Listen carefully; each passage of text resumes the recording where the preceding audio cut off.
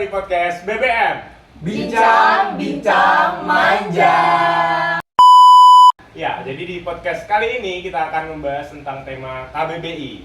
Apa itu KBBI? Kami Belajar bahasa Indonesia. Ya, jadi teman-teman sekalian, di podcast kali ini kita akan belajar tentang bahasa Indonesia. Khususnya yaitu kesalahan, kita akan mempelajari tentang kesalahan-kesalahan berbahasa yang sering dilakukan oleh orang lain, khususnya di kalangan mahasiswa, terlebih di lingkungan kampus kita sendiri. Karena kebetulan kami 5 sekawan ini adalah teman satu kelas, jadi pasti kami sering sekali melihat kasus-kasus di mana orang lain salah dalam berbahasa Indonesia, baik itu pengucapan maupun penulisannya. Apalagi mungkin itu dilakukan oleh diri kita sendiri tanpa kita sadari. Ya, jadi kalian tahu nggak sekarang kenapa kita bahas tentang analisis kesalahan berbahasa Indonesia? Kalau menurut aku sih, kenapa kita bahas ini, karena pertama kita kan sebagai generasi muda, yang mana kayak kita bakal nerusin bahasa ini yang jadi identitas bangsa kita gitu kan. Jadi nggak bakal, mungkin bahasa ini bakal mati dan gitu-gitu aja, ataupun tergerus era globalisasi sekarang karena kita yang nggak paham soal bahasa kita sendiri itu. Jadi ya itu, karena itu kita belajar ini. Takutnya nanti terjadi krisis bahasa. Iya, gitu benar. Ya. Lupa sama bahasa Indonesia yang sejatinya itu bagaimana? Ya, benar sekali. Ya, benar kita. Jadi yang lain mungkin ada yang mau ngomongin pentingnya apa sih kita bahas tentang analisis berbahasa Indonesia sampai kita bikin podcast nih?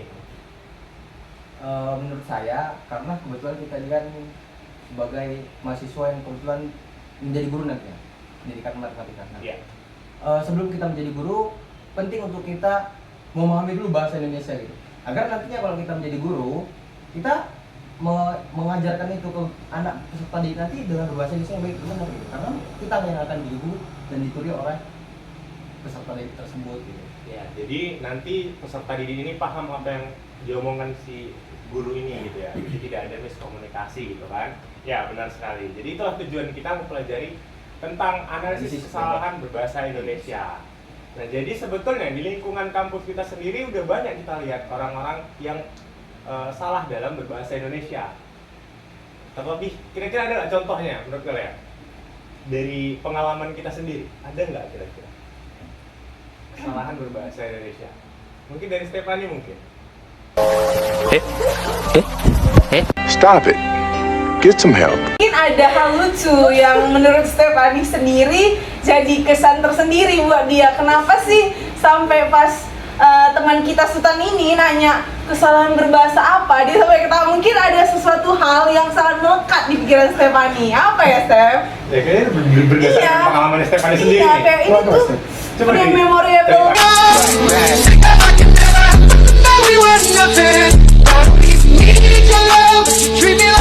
Mungkin menurutku lingkungan kita sendiri, teman-teman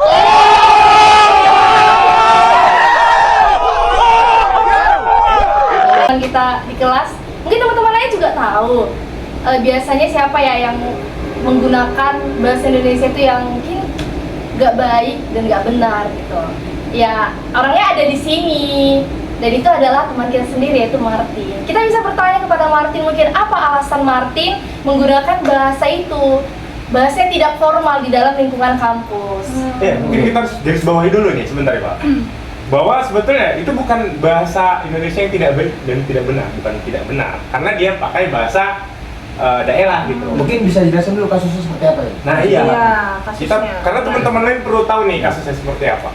Jadi teman-teman, kasus dari teman kita ini Martin, kita juga punya teman lain yang mungkin mereka itu satu daerah. Nah, mereka kebiasaan nih menggunakan bahasa daerah tersebut, sehingga mereka terbawa-bawa di lingkungan kampus, mereka juga menggunakan bahasa itu. Gitu. Iya, jadi seperti itu. Jadi gimana nih Martin tanggapannya soal kesalahan yang menurut Stefani itu gitu? Bagaimana pandangan Martin? Itu kayaknya kesalahan nih atau gimana? Oke, baik. Jadi mungkin menurut teman-teman sekalian, itu adalah kesalahan berbahasa ya dari saya. Yang mungkin menurut saya itu bukan kesalahan berbahasa menurut saya. Soalnya saya dan teman saya ini kan Gabriel yang satu kampung ya.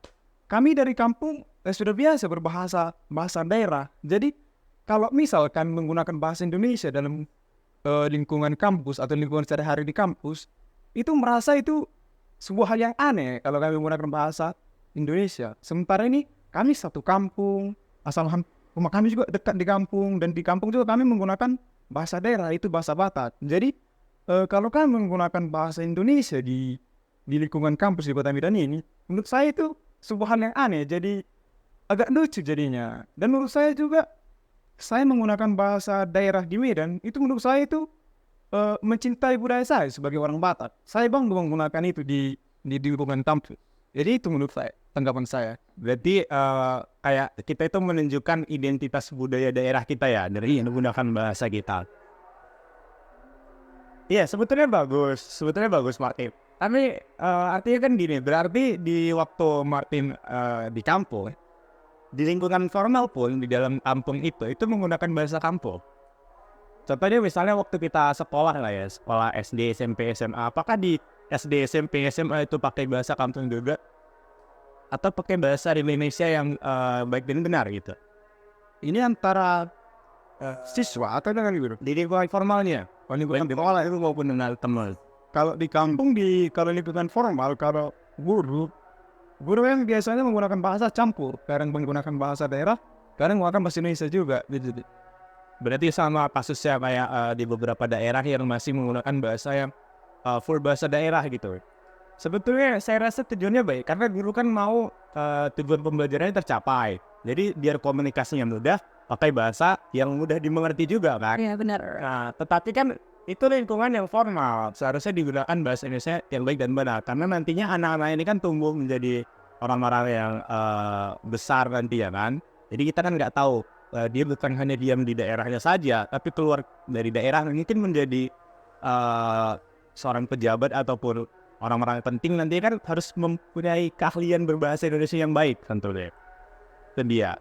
Ya, jadi kira-kira Martin masih mau menggunakan bahasa daerah pada lingkungan formal atau tidak? Mungkin menurut saya setelah penjelasan dari teman tadi memang benar. Kalau menggunakan bahasa daerah di lingkungan formal itu memang kesannya kurang bagus. Karena ini kan lingkungan formal ya, pasti kan teman-teman kita semua memang tidak mengerti dengan bahasa yang kita gunakan. Ya, mungkin untuk kedepannya bisalah saya memperbaiki bahasa saya. Tapi mungkin kalau hanya berbicara berdua sama teman saya sekampung ini, ya mungkin saya tetap menggunakan bahasa daerah. Iya. Baik. Dari cerita Martin tadi, timbul satu pertanyaan dari saya. Apa itu? Tadi Martin bilang dengan berbahasa daerah, dia menyatakan kalau itu bentuk cinta dari budaya dia. Nah, seandainya kita sebagai turis atau kita sebagai pengunjung datang ke daerah dia, gitu, atau kita dari negara luar lah, ya, dan mereka berbahasa daerah atas dasar cinta budaya. Padahal di atas daerah ada Indonesia itu sendiri, gitu. Jadi masalahnya banyak kasus yang terjadi saat ada turis itu, banyak masyarakat di sana malah menggunakan bahasa daerah. Seharusnya kan bahasa Indonesia, gitu. Iya. Nah, bagaimana pandangan teman-teman sekalian melihat kasus-kasus tersebut ini? Kalau menurut saya kejadian itu banyak saya lihat sih, karena kebetulan kan banyak sekarang kan ada platform YouTube ya. Di YouTube itu banyak sekali orang-orang luar negeri yang bikin vlog ke Indonesia, ke daerah-daerah wisata. Itu yang biasanya budayanya masih kental, jadi bahasanya masih bahasa yang daerah yang berbeda dari bahasa Indonesia. Jadi banyak sekali dalam video itu saya lihat orang-orang masih pakai bahasa, emang betul bahasa daerah untuk ngobrol ke turis. Sedangkan turisnya yang dia pelajari bukan bahasa daerah itu, tapi bahasa Indonesia gitu kan. Jadi banyak sekali miskomunikasi yang terjadi memang gara-gara itu. Ya. Nah, kalau menurut saya kan, sebenarnya dari masalah itu kita bisa lihat kalau misalnya peran kaum muda kayak kita ini mungkin benar, turis itu datang, dia punya basic mungkin paling bahasa Indonesia secukupnya gitu kan.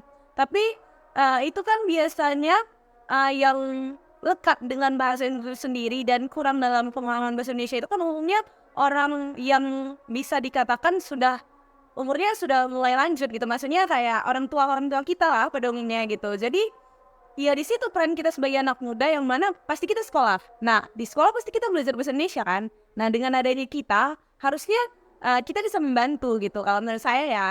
Karena selain kita bisa jadi alat komunikasi buat, maksudnya alat penghubung lah dari kita dan daya kita melalui mereka gitu kan. Dan kita bisa juga menambah akses mereka gitu masuk ke daerah kita gitu. Tapi tahu nggak sih teman-teman sekalian bahwa kesalahan berbahasa itu bukan hanya karena menggunakan bahasa daerah, tapi ada kesalahan penulisan EYD, ada lagi misalnya kesalahan pengucapan kata baku yang biasanya yang harusnya kita ucapkan di lingkungan formal, malah kita mengucapkan kata yang tidak baku. Padahal kan banyak sekali di lingkungan kampus itu bakal terjadi. Sedangkan kita merupakan seorang yang berpendidikan gitu. Dan itu kan salah satu contoh dari kesalahan berbahasa. Contohnya nih misalnya sewaktu kita belajar ditugaskan oleh dosen misalnya untuk mengetik sebuah laporan esai, di mana esai itu biasanya dibuat menggunakan bahasa yang nyaman sama kita gitu, bahasa kita sendiri gitu kan. Tapi kadang karena kita terlalu nyaman sama bahasa kita sendiri, kita malah ngetiknya singkat-singkat gitu. Itu gimana pandangan kalian? Kalau menurut saya sih itulah kita sebagai mahasiswa perlu belajar lagi tentang berbahasa Indonesia yang baik dan benar itu. Ya itulah fungsi kita kuliah, fungsi kita sekolah, supaya kita tahu mana yang baik dan benar. Apalagi ketika kita menghadapi situasi yang formal, seperti tadi teman kami bilang contohnya chat ke dosen gitu, atau menulis sebuah laporan, itu kan udah situasi yang formal ya. Dan kita tahu bahwa singkat-singkat itu, chat ataupun ketikan-ketikan yang singkat itu bisa membuat apa ya, kesalahpahaman gitu. Sehingga apa yang kita tulis, yang dibaca oleh orang lain itu tidak sesuai yang kita maksud gitu. Kemudian Sultan, itu tadi kan bahasanya laporan kan. Nah, maka dari itu kita perlu belajar tentang menulis karya ilmiah gitu. Dari situ kita bisa belajar bahasa baku, dan juga ada aplikasi kayak Mendeley atau Turnitin yang membantu kita untuk memvalidasi bahasa yang kita gunakan sudah benar atau sudah benar atau Belum, ya, benar sekali. Kira-kira ada contoh lain nggak dari kesalahan berbahasa Indonesia? Selain dari pengucapan yang sudah kita bahas tadi sama penulisan yang sedikit kita bahas tadi. Ada nggak kira-kira yang Mungkin juga kita sebagai kalangan muda nih sering ngomong campur-campur gitu, bahasa Inggris dan campuran bahasa Indonesia. Ya kita biasa lah kalangan muda ini mendengar dengan bahasa-bahasa seperti itu. Contohnya itu misalnya literally kita itu kan itu udah bercampur tuh, harusnya itu tidak boleh gitu di dalam berbahasa Indonesia. Ya, saya juga ada pernah baca jurnal penelitian. Jadi memang alasan kenapa orang-orang mencampur bahasa gaul ya, kalau kita bilang bahasa gaul ke bahasa Indonesia pada di lingkungan formal, itu karena mereka nyaman untuk mengucapkan hal seperti itu. Mulai nyaman sih menurut saya karena tren ya. Apalagi sekarang kita deket banget sama teknologi, yang mana apa-apa dikit kita bakal ngikutin, wah ini lagi tren nih. Apalagi sekarang kalau kita semua namanya FOMO, FOMO betul. Kayak apa yang sekarang lagi ngetrennya kita wajib punya nih, kita wajib ikutin nih gitu. Nah sebenarnya itu salah satu hal sih yang buat kenapa banyak bahasa slang ataupun bahasa yang lain, bahasa luar yang dicampur ke bahasa kita, betul. Tapi ada hal menarik tentang berbahasa Indonesia yang baik dan benar. Apa itu? Ketika ada seseorang yang menggunakan bahasa Indonesia yang baku, nah biasanya kita malah membuat itu jadi hal yang lucu. Iya. Awal. Jadi kita apa jawabnya itu? Mungkin karena kita udah terbiasa kali ya. Ya kita nggak familiar gitu, kayak misalnya yang harusnya kita doang jadi kamu Kayak nggak nyaman gitu ya. formal banget gitu kan. Iya, kenapa gitu ya? Mungkin karena ya udah terlalu larut sih kita. Jadi kita udah membiasakan itu. Jadi sewaktu-waktu ketika ada orang lain yang benar, Iya, itu kita merasa itu salah gitu kan. Maka dari itulah kita sebagai kaum muda. kaum yang muda harus kita perbaiki ini. Apalagi kita nanti bakal jadi seorang akademis yang bakal ngubah generasi ini dan generasi depan bakal jadi lebih baik, apalagi soal berbahasa gitu. Nah, ngomong-ngomong untuk cara merubahnya sebetulnya bisa. Cuman kalau merubahnya dari diri kita sendiri, ya sama kayak orang yang di judge aneh tadi gitu. Karena diri kita sendiri yang mencoba merubah hal yang begitu susah untuk dirubah. Jadi kalau dimulai dari kita, pasti bisa. Bukan dimulai dari diri kita sendiri, tapi dimulai dari kita semua. Mungkin cara kita merubahnya itu yang pertama bisa kita merubah dengan menggunakan bahasa yang baku.